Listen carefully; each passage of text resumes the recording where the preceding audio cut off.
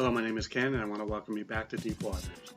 This podcast is brought to you by Applied Strengths Ministry, where we believe working together in our strengths is the effect of working out the will and calling of God in our lives. The title of this message is I'm the Boss of Me. This is a multi-episode series in which this is episode 2 of 3. So it's pretty important that you listen to the first episode, so you have some context for our cut-in today. Well, maybe Peter was drunk in the spirit when he wrote this. Let's see what Titus has to say. And by the way, if you're looking for a really cool bounty baby boy name, Titus is pretty darn cool. Titus 3:1-2. Remind them to be subject to the rulers and authorities, to obey, to be ready for every good work, to speak evil of no one, to be peaceable, gentle, showing all humility to all men. Nope, or Titus is drunk on the spirit too. I would look up to be subject, so as to be clear as to its meaning in decom, but I haven't figured out how to do that yet using their platform. So I went the transliteration route, as sometimes it helps to read the same thing, just written differently. The Message Bible is very enjoyable to read, so attaboy Eugene Peterson. Titus 3:1-2. Remind the people to respect the government and to be law-abiding, always ready to lend a helping hand. No insults, no fights. God's people should be big-hearted and courteous. Now what the big-hearted courteousness is going on here? I thought we were to hate the world systems, to stay away from everyone who is not a, well, you know, CHRISTIAN. Nopey-dopey. We are to join in the mixer and show them why they need Jesus. And it isn't always preaching to them. Remember, ears can't hear. Eyes can't see. We cannot be ready to lend a helping hand if we are us three, let us be Christians.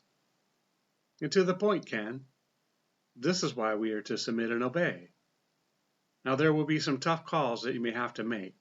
I say may, as I don't like to deal with hypotheticals. I have heard some say that Peter and John made quite a statement against authority in their day. Acts 4:19. But Peter and John answered and said to them, whether it is right in the sight of God to listen to you more than to God, you judge. Now it is good to read the whole story, as it is so very awesome. And although the story as a whole shows us how we should move about on this planet today, so few do. They focus on little things taken out of context. You guessed it. I'm talking about me back in my baby Christian days. So one day I got this revelation, which is that it wasn't government that had an issue with Peter and John, but the religious fruit beans. Acts 4:1, 5 and 6. Now they spoke to the people, the priests, the captain of the temple, and the Sadducees came upon them. And it came to pass on the next day that their rulers, elders, and scribes, as well as Annas the high priest, Caiaphas, John, and Alexander, and as many as were of the family of the high priest, were gathered together at Jerusalem.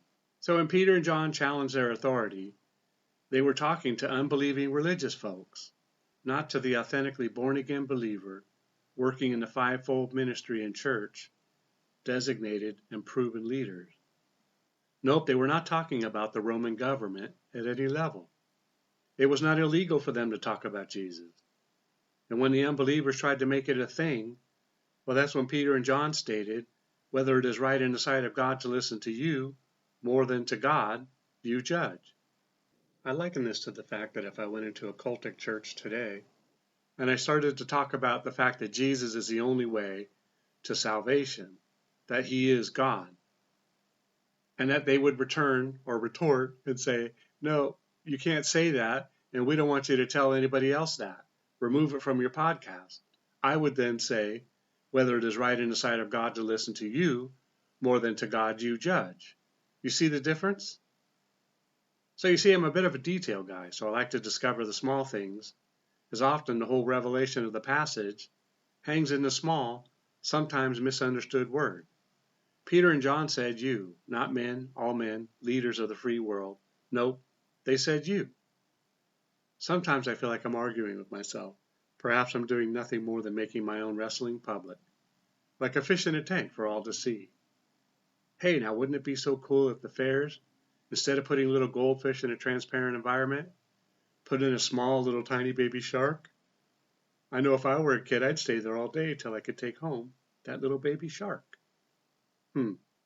I suppose it wouldn't last, as the first sighting of a great white in a trout stream might not go well with the community. Speaking of salad, Matthew 22:21 states, "They said to him, Caesar's. And he said to them, Render, therefore, Caesar the things that are Caesar's, and to God the things that are God's." Now here we have God in a man suit telling us that if it belongs to man, to leave it with man. And if not, then leave it to God. Obey, right? Now when it came to paying taxes, as stated in Matthew 17:24-27, we see that the temple had a tax. Now I am ignorant as to whether the temples collected the tax in the absence of tithes, or if they just collected money because it kept them from having to work. Keep in mind, I'm not talking about authentically born-again believers, but of religious leaders who had married themselves to Rome. Verse 24, "When they had come to Capernaum, those who received the temple tax came to Peter and said, Does your teacher not pay the temple tax? He said, Yes. Nevertheless, lest we offend them, go to the sea, cast in a hook, and take the fish that comes up first. And when you have opened its mouth, you will find a piece of money. Take that and give it to them for me and you." But so now in sticking with the fishing analogy, we bump to Romans 13:1-8. "Let every soul be subject to the governing authorities, for there is no authority except from God, and the authorities that exist are appointed by God. Therefore whoever resists the authority resists the ordinance of God, and those who resist will bring judgment on themselves. For rulers are not a terror to good works, but to evil. Do you want to be unafraid of the authority? Do what is good, and you will have praise from the same, for he is God's minister to you for good. But if you do evil, be afraid, be very, very afraid, for he does not bear the sword in vain. For he is God's minister, an avenger to execute wrath on him who practices evil. Therefore you must be subject, not only because of wrath, but also for conscience sakes. For because of this you also pay taxes, for they are God's ministers, attending continually to this very thing. Render therefore to all their due, taxes to whom taxes are due, customs to whom customs, fear to whom fear, honor to whom honor. Owe no one anything except to love one another, for he who loves another has fulfilled the law." I hate using such big swallow of scriptures as there is so much treasure to be chatted about. So we focus on a few related to topic nuggets. Every soul, every soul, every soul. So when we are obedient to them, we are actually obedient to God. He appointed them. If you don't, because you choose not to, then a heavenly timeout is forthcoming, and Daddy's going to bring it. Taxes, that's a big hot button for us today. But back in Jesus' day, if he needed taxes, he just went fishing for it. Not us, like tithes and offerings, we look for the corners to cut and excuses not to fully commit to the concept of either. I know it's not a tithe message, so I leave it with you. Not a fear message, and I leave that as well. I have other messages specific to those topics. Point, you must be subject. Galatians 5:13, "For you, brethren, have been called to liberty. Only do not use liberty as an opportunity for the flesh, but through love serve one another." Now how did this one get in here? Well, I asked the same thing and came up with this. We have liberty in Christ, a liberty that those outside of him do not have. I need an example, Ken. So you were a slave set free by your master, and so you go around and tell all the others who remain slaves, telling them that you have been set free. Oh, the commotion that would rise up.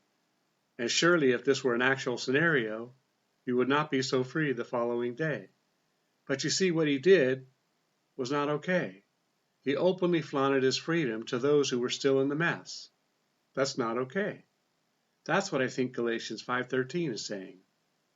Oh, and there's that other little thing which is shown up frequently in this message, which is that we serve one another. So when you are asked to volunteer for this or that, or this and that, and are able to do it, think about your "I'm too busy" response. Obey, submit, love, serve, hear, do. These about sum up the message so far. Let's see if it changes any before we end it. Oh, well, that's it for today. Remember, it's not what you find wrong or disagree with regarding these messages, but what you can take away from it. Together we can do more to impact the kingdom than if we work alone. Let's flip the script and kill, steal, and destroy the works of the enemy and create space for the light of lights to shine through into people's lives. Plant a seed and click on the like and subscribe button. Let's build this ministry together. Thanks, and see you next time in Deep Waters.